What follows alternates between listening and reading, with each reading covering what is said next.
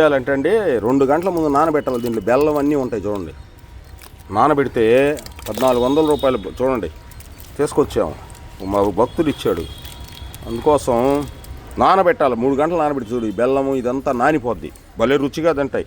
ఇటువంటి 33 కోట్ల దేవతలు ఉన్నారు గోమాతలు. కృష్ణం వందే జగద్గురం. దీనికి ఒక తాడు కట్టా దించుతా.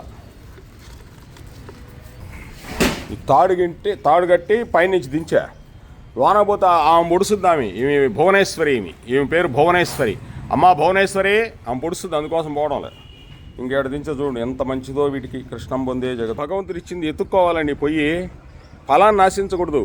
గంగానమ్మ తల్లి కర్మణ్యే వాధికారుస్తే మా ఫలేసు కదాచన మా కర్మ ఫలిగే సద్భూహు మాతే సంగోస్తి కర్మణి అర్జున. కర్మలు చేయటేందే నీకు అధికారం కలదు. అట్టి కర్మ ఫలితం మీద నీకు ఎన్నడం లేదు. అట్లని కర్మలను చేయటం మానరాదు. అట్లని కర్మలు కారణం కారాదు. ఆ కర్మ ఫలితాన్ని ఇచ్చేవాడు నేనున్నా. కృష్ణం వందే జగద్గురు.